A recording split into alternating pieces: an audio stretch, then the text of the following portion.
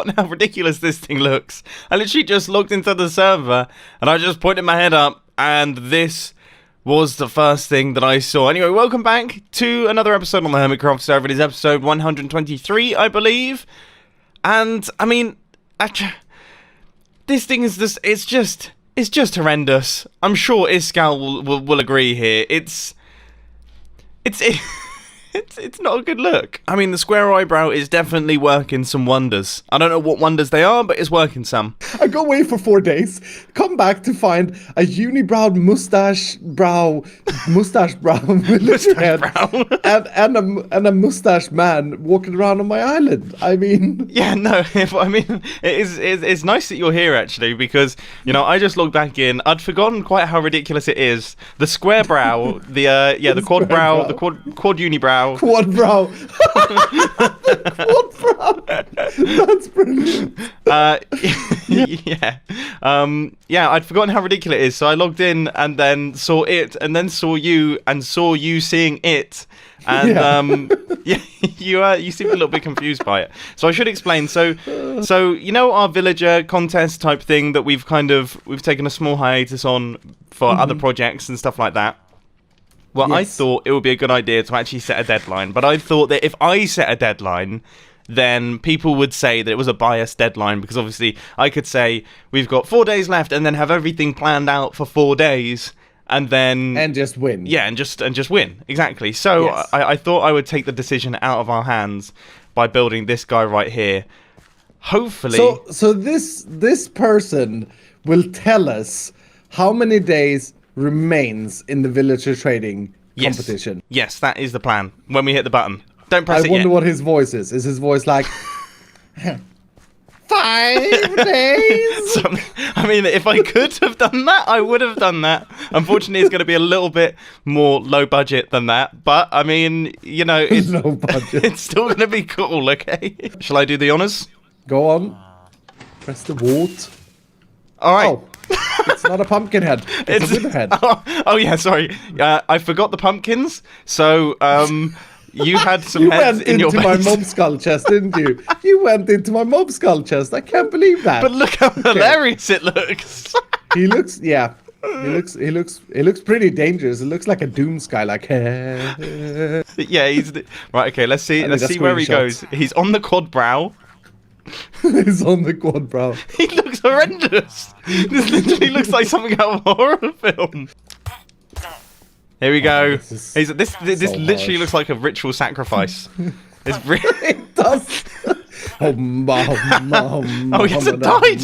Yeah. No, he's not going to die from one flame. All right, there we go. I just want to make sure that the. Okay, here we go. Yep. We've got 9 days, mate. We've got ages. 9 days. Nice. That's the biggest number. That was the. Are you scared, Mumbo? Yeah, no, I'm terrified. I'm currently. I'm happy to admit I'm currently behind in the competition. Did I show you the speedometer 5000? Oh yeah, you did mention about this. Last time you were here, you complained about the speed of villagers. I know. I wish I hadn't really, because now you've done something that makes things. How fast is that? This is really fast. I think it's 4 seconds for the last guy. Well, I'm about to find out. So page number 15. So I don't have a villager there, so it doesn't... Oh, I see. I need to fill the thing. I see how it is. I need to fill the thing. Trust me, this thing's really fast, but you can't use it. Well, you're a redstone genius. You can see how fast it's going to be, because I don't have any item decoder things. I send the signal based on the signal, so the signal is instant. Yeah, no, it does look pretty quick actually, and it does look very, very cool. I'm gonna have to do some serious work on my villager trading hall then. I've got lots to do. Good luck with that. I'm scared. You should be. I think that might just be the most sinister end to a meeting I've ever had. So what exactly are we going to do here? Well, I would say first things first, we actually need to set ourselves up with a proper god machine, or whatever Iskal calls those things, because although having the zombies in the system is good, it's much better to also have them at the start, on the way in. So I suppose that means we've got to make another room up there. After clearing out a little bit of space to create the room, I actually thought keeping it all in this room seems smarter. And we could have a switch down at the bottom that allows allows us to pick whether or not it gets converted into a zombie, then gets dropped down to us as a zombie for us to cure it down there, or if alternatively it bypasses that step and actually arrives as a villager. As per usual, I have no clue where my redstone shulker box has gone. Thankfully, I found it, and now I'm just trying to work out how this would function. So we've got a redstone line running into the rails down at the bottom there, so that will allow it to change direction, either going straight or off to one side. Then we're going to drop down here. I guess this is where our zombie goes, and I need to remember the redstone for how this works, because there's pistons and everything involved. It turns out it's actually really, really simple. So now all I have to do is get this guy to follow me up to the top, so that I can drop him into the chamber. Come on. He is useless. Absolutely useless. Right, up we go. And I forget, they don't like going over rails. Oh, no, he's definitely made an exception to that rule. And there we go. I think that should be it. So I'm just going to quickly patch some things up, and then we're going to do a quick test. But actually, before we do, I think as this process is actually going to take some time, it would be good to add some Iskall-style progress update things with redstone lamps there. So we have one redstone lamp turns on when you've actually requested a villager, another redstone lamp turns on when it's reached the zombie bay, and then another redstone lamp turns on once the villager is cured and now it's on its way to you. By the looks of things, I've accidentally requested a villager, and the zombie does not seem interested in the slightest in punching him. Is there any particular reason? Like, it's not even doing anything. Thankfully, I made some changes and managed to get it working, but then, well, how on earth has that happened? What? Okay. Alright, that's bizarre. I think what happened was I didn't have this guy in a minecart, I just had him in this sort of situation. When the villager gets converted into a zombie villager, he briefly pops out of his minecart, then when the minecart moves off, he pops back into it, but clearly this little guy right here popped into the minecart and got transported through the system. Not brilliant. Anyway, that's now fixed up, should all be working, and I've also just started work on our little indicator system. So these run into those redstone lamps right there. The first redstone lamp will turn on when you request a villager. The second redstone lamp will turn on when the villager, I think, passes this point here, and then the third redstone lamp will turn on when the villager passes here. Easy peasy. Just need some detector rails, run some long redstone wires, do some noodling around, and it should all be working. Let's give it a test. First one was not successful, so this guy has to die. Wow, he died fast. Test number 2. Hopefully this one goes a little bit better. So, hitting the button. Okay, so our first redstone lamp has turned on. That is telling us that we have requested a villager. Alright, that is good. Now we wait. Now this is the slow part of the process because of course a redstone signal needs to be sent all the way to our villager breeding center, and then a villager needs to begin making its way back, but at some point soon the second redstone lamp should turn on, which it has, which means that our villager has reached the zombie killing facility. So if we just make our way up to the zombie killing facility, we literally have the most useless zombie ever. Look, there's a villager. Oh, there we go. Oh.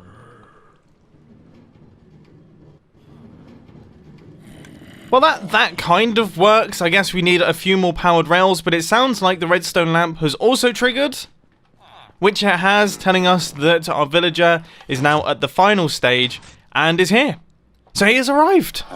It all functions, amazingly enough. I guess just for good measure, we probably should cure him. So bonk and bonk. Okay, now we wait, and we should have some sweet trades. What on earth?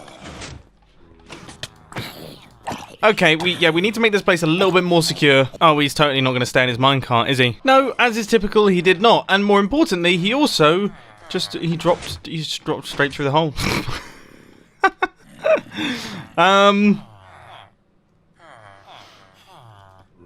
He literally just dropped underneath the floor. He's down. Look, he's there. I mean, I don't even know what to say to that. After plenty of head scratching, Trapdoor moved to a different location, we've got no villager drop through happening, everything is good, all is working, our new villager system is now fantastic. It looks really, really cool, and I love this. I love these little systems that tell you what's going on using redstone lamps. It's really cool. I think the next stage in the development process is going to be how we actually kill off the villagers in a more interesting way. Iskala's got a cannon.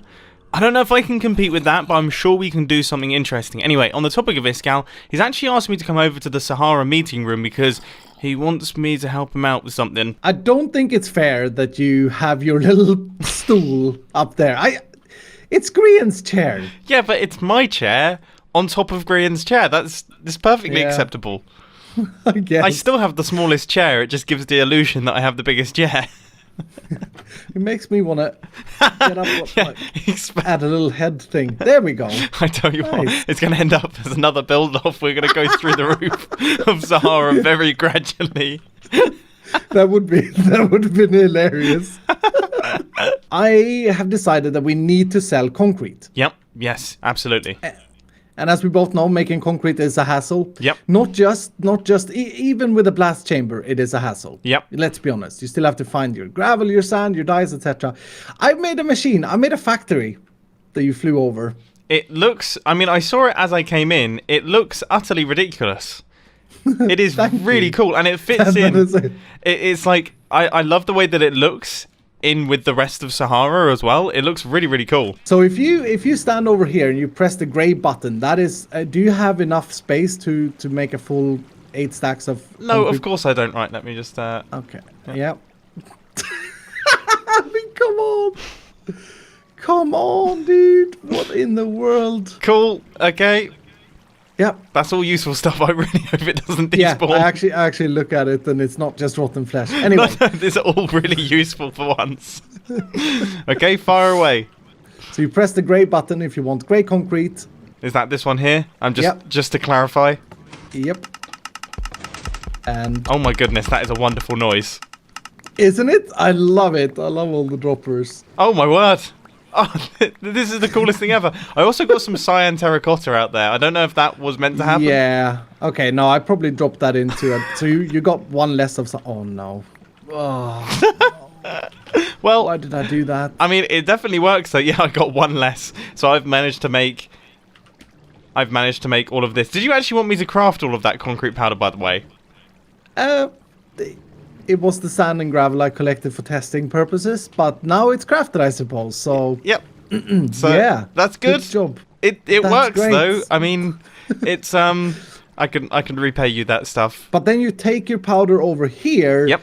And you stand here and you right click, like maybe walk out a bit, and then you stand. You see, this doesn't turn into concrete at the moment, though. So what? You place it on the edge of this wall. It falls down into that water there. You then mine it, come back up to the top, and place another one, and then it falls down to the bottom. You mine it, and then you come back up to the top. It doesn't seem very efficient, Iskal. Let's try it out. Let's try it out. I think it's only going to work once, mate. Yeah, there we go. No. See, you've missed a step. See, look, you have to do it like this. Look, it's like this, and you wait. Okay. Cool. Oh. Nice. We fight a zombie on the way. Alright. Alright. Oh. Okay. And here you're back. Number 2. Oh, you're doing another one? Okay. This is not Concorp. This is Sahara. I think you may have misunderstood that one. Okay, yeah. No, we need a Mumbo Jumbo Blast Chamber 2000 here. Right, okay. So we're talking TNT, we're talking zero-tick pulses, we're talking a collection system that doesn't actually occasionally blow up concrete. I think I'm going to improve my design a little bit from the one that I did in the industrial district. I like the sound of this. Any excuse to build TNT-based machines. Let's get to it. Now, stage 1 is, of course, to build up our zero-tick pulses. So these are the things that are actually going to be pushing our concrete powder downwards. You can see I actually have most of them all set up here. So as soon as a piece of concrete goes in front of this furnace right there, it will send a signal through the redstone dust out the back. It will power the piston and the sticky piston that is facing downwards at the same time, and that will actually shoot a 0-tick pulse through it, so the piston will extend and retract ridiculously fast, meaning that this will be working as fast as it can. I mean, just look at this. Look how fast those pistons extend and retract. That's nuts. Except because I'm a total spoon, I've built it totally the wrong way around. If we were to do the blast chamber right now, it would destroy all of Iskal's nice concrete wall. If there's anything that I always struggle to find, it's always dead coral. The only time I need it is for TNT duplicators. Outside of that, it's almost entirely useless. And I think every single time I've made a TNT duplicator, I've had to buy more dead coral. Oh, well, okay, that's brilliant. I've actually managed to find... Oh, there's loads in here. Okay, ignore exactly what I just said. So I'm hoping that this should all be functioning. So if I flick this lever here... Oh, it's gotten itself stuck. Oh, it's gotten stuck on all this glass. Right, okay, let's quickly clear that out. Okay. Alright, that's good. I mean, I suddenly thought I haven't actually checked what is down underneath there. I'm glad it wasn't anything important, because otherwise I'd be sending very groveling messages to Iskal. Anyway, next we've got to create the TNT holding chamber. So this is the part of the circuitry that actually keeps our TNT up near this thing until we want it to drop. So instead of having it drop all the way down to the floor, we want it to drop to around about where that piece of concrete is actually, so that it can actually blow up our hardened concrete. And this is a bit of a tricky bit, because if I get the timings wrong, obviously it holds the TNT for too long and destroys everything. No pressure then. Absolutely none. Nervous is an understatement. I've built these a handful of times now, and every single time it feels the same. Okay. That looked good. That looks like it's exploding at about the right point. Oh my word. We have gotten so lucky. So there should be immovable objects there, because otherwise, occasionally, the TNT can actually drop into that gap there underneath the furnaces. Good grief. That would have been catastrophic.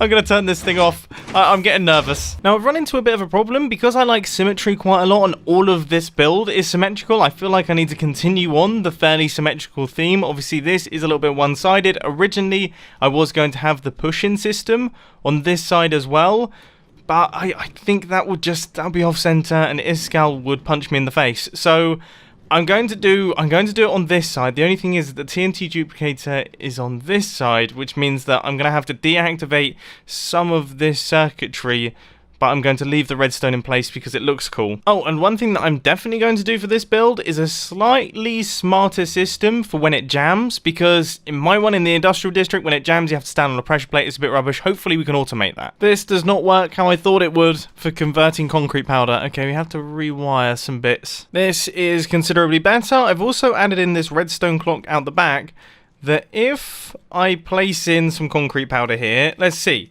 does this actually activate? Not really, does it? I mean, that was... Yeah, that's not going to prevent any jams, is it? No, it really isn't. Okay, we need a different system for this. And a different system has been created. And although it looks very similar, it just uses far fewer repeaters. Now, if you're interested what this is actually meant to do, essentially, occasionally, when the server has a little bit of a hiccup, this thing can jam, as you just saw. And all we're doing here with this redstone clock is we're causing updates to the piston, so then the piston goes, wait a minute, I'm powered, powers itself, and then kind of unjams the system. So it's fully automated and really quite quick. I mean, as you can see right here, I've just put a bunch of concrete through the system, and it was fast. But obviously none of that is useful unless we have some form of pickup mechanism, so that is what I'm just in the process of doing. And pickup mechanism makes it sound a lot more complicated than it actually is. All this is going to be is a puddle of water that pushes items underneath this wall. I really like the idea of the items going into this wall, then up an item elevator, and then popping out somewhere up there. So we have the tricky bit done, I guess you could say, which is the plate of water where all of these items are going to be falling into, and then we also have this little system right here, which is then going to funnel all of the items in towards this central point. A little bit like that. And then, as you can see, they kind of shoot across like this. This is where our soul sand is going to be, and that's going to shoot the items upwards. Is that in the center? Of course, it has to be in the center, doesn't it? I mean, I'm assuming this has got to be central with this, surely. Yes. Okay, we're all good. I started getting scared. I am terrified that I'm going to break through in an area that I shouldn't break through. Right, okay, so the water's going to go up through here. Whereabouts am I right now? Oh, I'm here. Oh, I mean, that's perfect. Oh, that's absolutely spot on. So this thing should now all be finished, built, constructed, and working. So if I flick this lever right here, that will begin the process of dropping the TNT. For some reason, I panicked in my head then that actually that wasn't going to work. I'm going to remove some of my scaffolding blocks, but as you can see, yeah, the concrete is being exploded. Some of it actually landed down there, so I wonder. Oh yeah, look, there we go. Those are my scaffolding blocks, but look, these are the green concrete that was broken. So if I go over here and hold down the right click button, we should see that concrete gets converted very quickly and we don't run into any jams whatsoever. That is awesome. And look, we can see all of the items have just fallen down there and they're all making their way up into this barrel. Hey, that's pretty sweet, isn't it? That's not bad. I'm a fan. Alright, so we have managed to pull it off. I'm really, really chuffed to bits with this thing. And I really do hope that you've enjoyed this slightly more technical episode of Hermitcraft. We have done a bunch of redstone in today's episode. And it's been a blast. It's been an absolute blast. So I hope you enjoyed. And I'll catch you in the next one. See ya. I gotta say, I don't know what's going on at the minute. Because it's not that warm outside. But it is 14 million degrees in my office right now. I need to get an air conditioning unit. I think that has got to be... That'll be one of those things that when I get it, I will be asking myself for years later why I didn't get it sooner. Oh, it'd be bliss.